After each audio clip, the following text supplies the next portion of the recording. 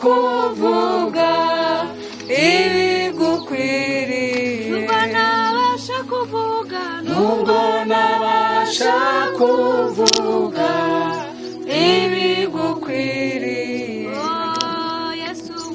Yesu ubwo nzakwirebera ukuri mu ijuru, nibwo nzajya gusingiza uko bikwiriye. Tugushimiye neza n'ubuntu bwawe butarondoreka, tugushimiye kugira neza kwawe kwinshi, tugushimiye kuri uwo mubyeyi wacu, tugushimiye kuri byose byacu.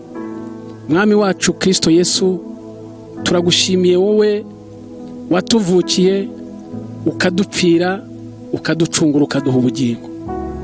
Tugushimiye ko twemereye kongera kugaruka muri uru rugo rw'uyu mukecuru. Mana yacu, ijambo ryawe mu migani riravuga ngo uhaye umukene cyangwa umubabariye abakugurisha. Natwe uko dushoboye nibyo dukoze, ntabwo duhaye uyu mukecuru, ahubwo niwe duhaye Mana yacu, kandi twiringira ko uzadukubira inshuro nyinshi. Tugushimiye ubuntu bwawe butagabanyije, tugushimiye umukecuru nubwo yarwaye ko dusanze agihumeka, kugira ngo abone ku neza ivuye mu biganza byacu. Turagusabye rero utugirire neza turi hano hantu, izina ryawe rishyirwe hejuru mu izina rya Yesu, amen. Nagira ngo mufashe dushimire Imana, tuyikomera amashyi menshi iduhaye umwanya wo kuba tugeze hano.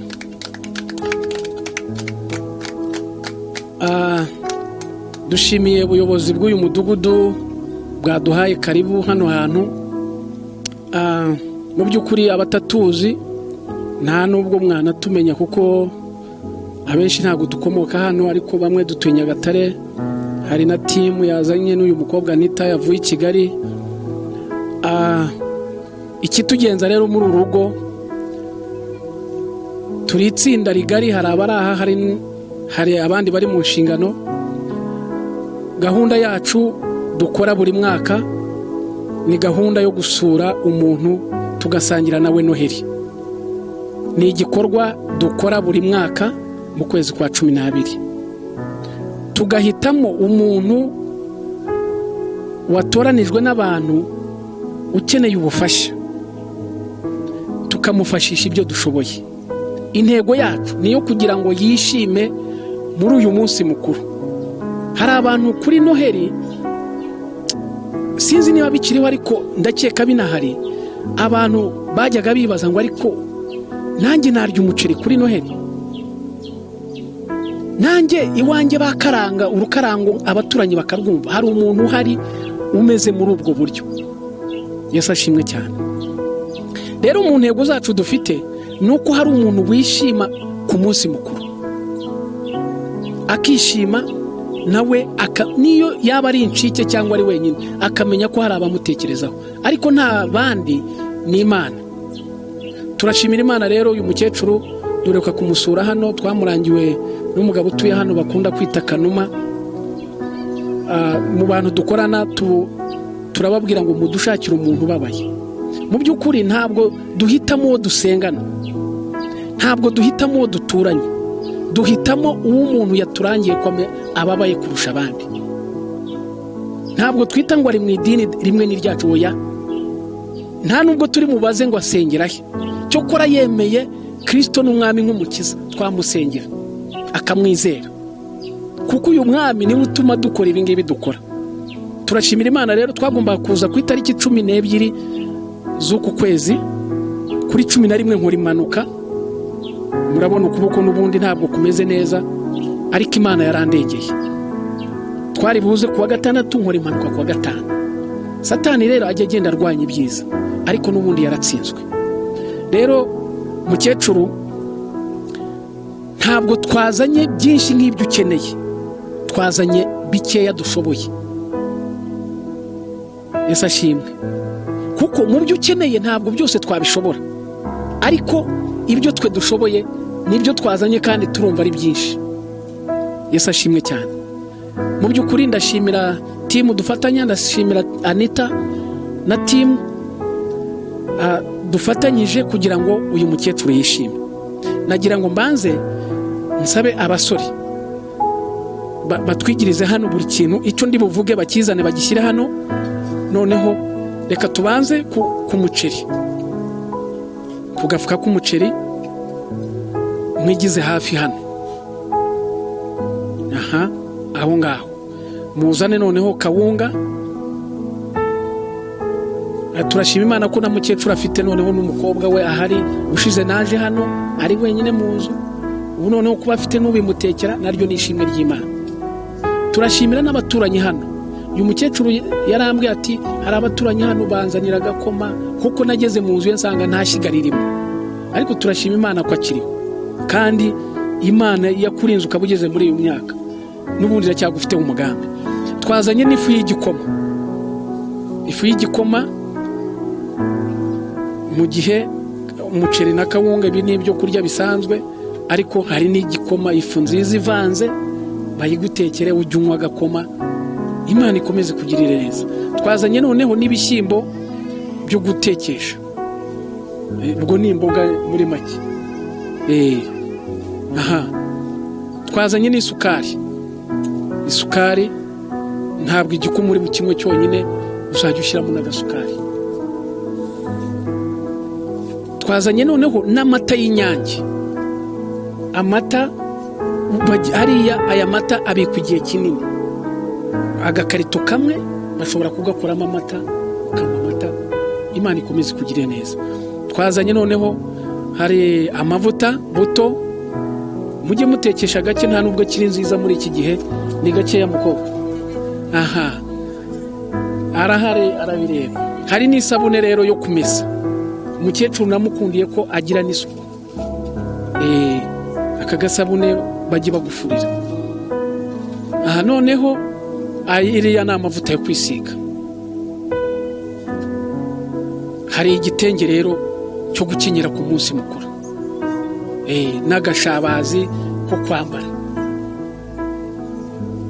Aha, nashaka kitera uyu mwanya. Noneho nubwo ntageze aho urara simbizi, ariko twazanye n'akamatora. Akareyo niba gashaje ntituri bujyeyo, kuko iryo ni ibanga ry'umuryango. Ariko niba gashaje ugakure bushyireho agashya kakugorora umugongo. Ako ni agasego ko kwisegura, ariya ni amashuka n'akabedi kava kabyo. Hari igisigaye?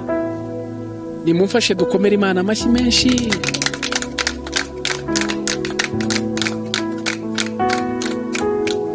Mu by'ukuri ubundi ntabwo dusanzwe dukora nk'ibi, ariko murabizi ko turi mu gihe cya Covid. Ubukungu bwarahungabanye, aho abantu bakura hasubiye inyuma, ariko turashimira Imana idushoboresheje n'ibi kuba bibonetse. Turabishimira Imana. Umwaka ushize hari ahantu twagiye dutanze ibintu nk'ibi, abari nkaha nk'uko muhari baravuga ngo ararata bigurishije, twe ntibitureba. Icyo nababwiye narababwiye ngo ibyacu ni ugutanga, ahasigaye nitumutegeka uko abigenza. Gusa bigufashe, bigusindagize, bigukure mu gihe kibi, Imana izagenda ica inzira. Turashimira rero abaturanyi. Mu by'ukuri mujye mukomeza mukora imirimo myiza y'urukundo nk'iyo twabumvanye. Umukecuru ashima abaturanyi kuba bamwoherereza abana bakamukorera isuku, bakamutekera, bamwohereza agakoma. Imana ihabwa icyubahiro. Yesu ashimwe cyane. Rero singiye gutinda, reka duhe umwanya umukecuru nawe atubwire uyu mwanya uko yumva anezerewe, uko yumva yishimye. Imana imuhe umugisha.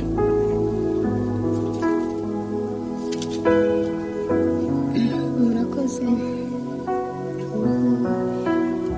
Ibyishimo byandenze kuba nabonye wagarutse, naguherukaga hambere, ariko noneho nubwo ndeba hari ibintu byakugendekeye, ariko Imana yaragutabara. none rero ndashima kuko mugarutse mukandeba koko aho bansize n'ubundi waribajije nyine wumva ko wumva kugaruka ukareba ko ngihumeka n'amagambo yanjye ati amagambo yanjye naya ariko turashima Imana kandi uhumure Kristo wazutse arahari. Namwe muduteze amatwi mutwumva ntitwabura kubaha ubutumwa bwo kwizera umwami Kristo, umwami Yesu wadupfiriye akatuzukira. Yesu ashimwe cyane, Yesu ashimwe cyane.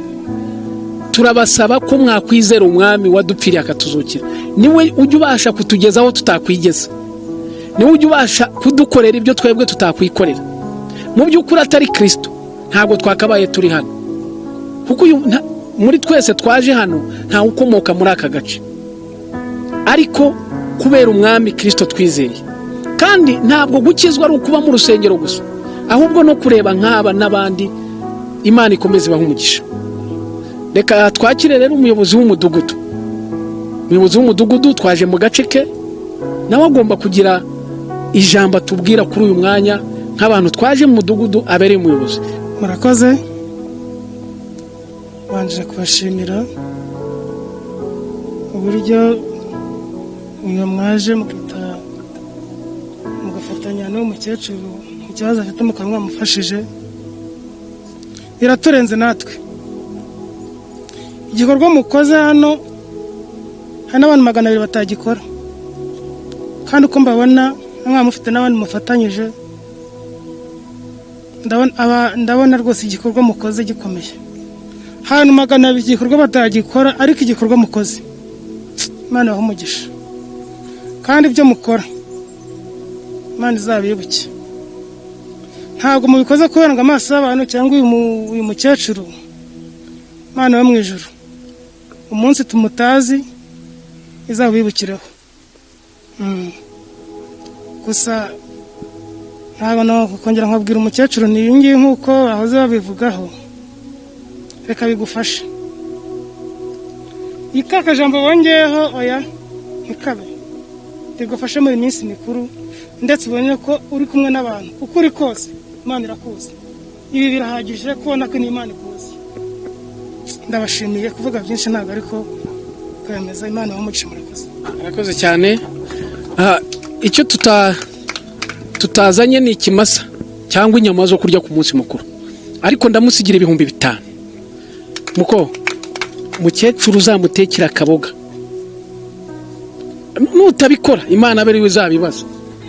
5 uwo yereka mbanze mbyishyure nawe azagira mukecuru. Izi ni inyama zo ku munsi mukuru, aho utatekerezaga ko wenda azaboneka, Imana irabikoze. Reka uyu mukobwa mwita umwana kuko ndamuruta, Anita, ari mu bantu bavuye i Kigali kandi agomba no gusubirayo, nawe agire ijambo avuga ashima Imana. Ndashima Imana kubw'uyu munsi. Ni umunsi twapanze igihe kinini ko tuzagera hano, ariko turashima Imana yuko yadushoboje. Abakomeje kuza na mbere hose Imana ibahe umugisha. Hari n'abandi batabashije kuboneka ariko bagize uruhare muri iki gikorwa.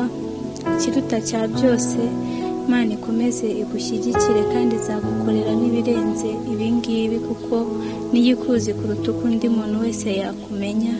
Imana ibahe umugisha. Reka rero tudatinze dusoreze hano, ariko reka twakire uyu mukobwa we, nawe arahari. Igira hano mama. Murakoze. Nawe ndabashimira nyine kubw'igikorwa mwakoze uyu munsi. Mu by'ukuri nigera aha ngaha mama yambwiye ko hari abantu bamusuye, gusa nyine ntabwo nari nasobanukiwe abo ari bo. Ambwira ko bamusezanije kuzagaruka, ariko ndashima Imana ko mwahageze amahoro, kandi ndabashima n'ibyo mwakoze rwose. Imana ibahe umugisha. Turagushimye Imana yacu, tugushimiye ko tugiriye neza kuri uyu mwanya. Mana yacu, ibi ntabwo tubikoze ngo abantu baturebe, ahubwo tubikoze ngo uhabwe icyubahiro. Tubikoze ngo uyu mukecuru yishime, tubikoze ngo yumve yuko uri Imana ishobora byose. tubikoze ngo yumve yuko uri Imana imutekerezaho, aho abantu batamutekerezaho ni wowe Imana ibasha kudutekerezaho. Turabigushimiye, turamusengeye mu izina rya Yesu. Uburwayi arwaye ni wowe muganga uruta abandi baganga, ni wowe ubasha gukiza aho abadogiteri bananiwe. Turasenze ngo amaraso yawe n'ikiganza cyawe gikize ubugingo bwe mu izina rya Yesu. Mana, tugenda ugerane natwe, ukomeze kutugira neza no kutwagura, uduhe umugisha muri byose. Umwaka utaha uzaduhe gukora ibirenze kuri ibi. Turagushimye mu izina rya Yesu dusenze, amen.